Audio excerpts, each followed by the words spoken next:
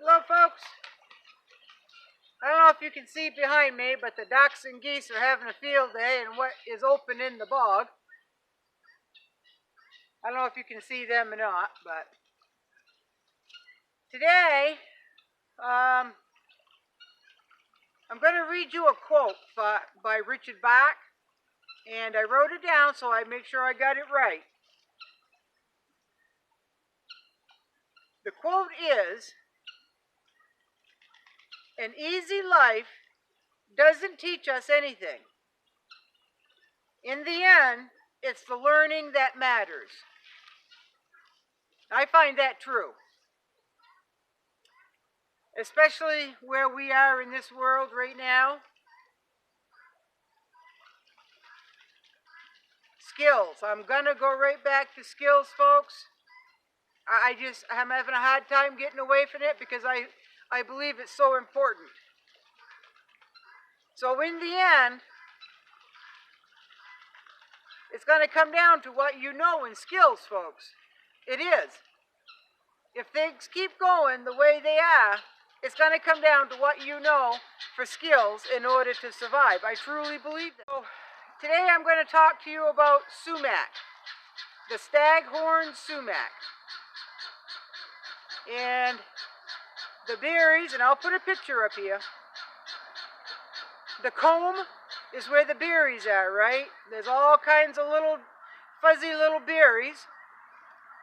And that's where the flavor is. It's not the berry itself, it's the hair on the berries. That's where the flavor is, okay?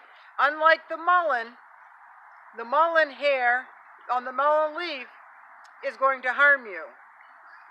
And just like the little fine hairs in like a rose hip, inside around the seed, there's little fine hairs that will hurt you.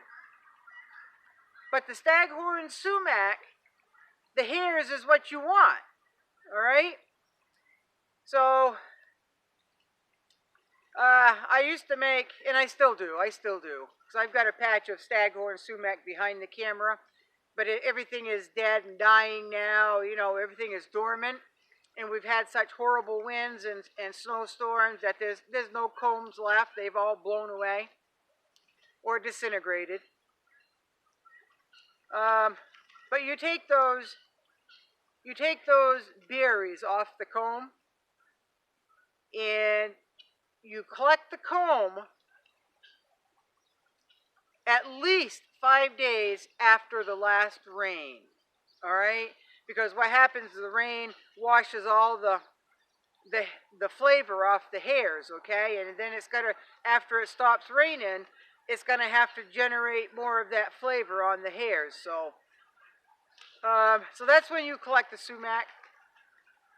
Now you can take that sumac staghorn and you can make a sumac aid, which I do every season here, and it's like a red lemonade. Okay, you can flavor it with honey, you can flavor it with however you want,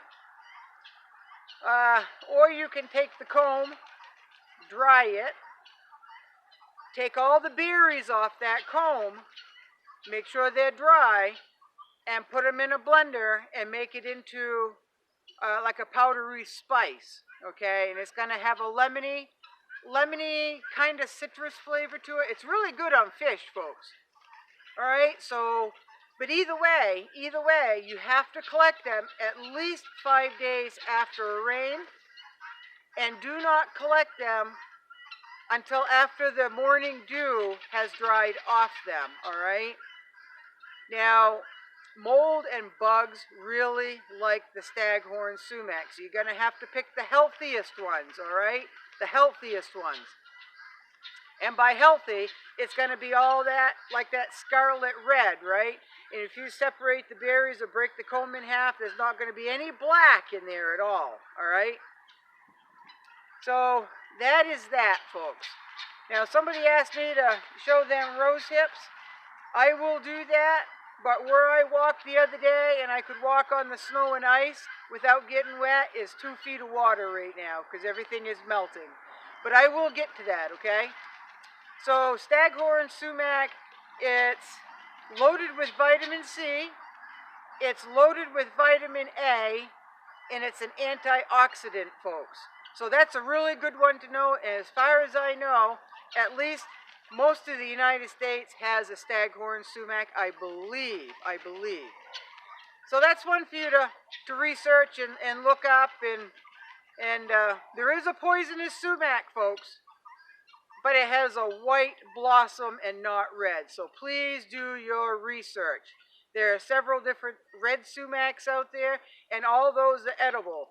Here in Maine, we have the combs, and then other ones have like the loose combs, and they're red. Those are still edible, all right? So there's some research for you, and there's another skill. There's something for you to look up. That's something for you to study. Maybe you already know where there's a bunch of it, and maybe you can try it out. But it's something for your notebook, all right? Something to research. So that's all I've got for here. I've got the camera right in the middle of the camp road. And I don't know if you can see, I'm pretty dirty. We've been trying to fix the camp road by bucket and shovel and wet gravel, folks. So it was pretty messy because it rained so hard yesterday. But what's happening is it's warming up and there's frost heaves and then there's like sinkholes. So we're just filling them in, and it's a daily process here until it starts warming up and drying out. That's just the way it is. So until later, thank you very much.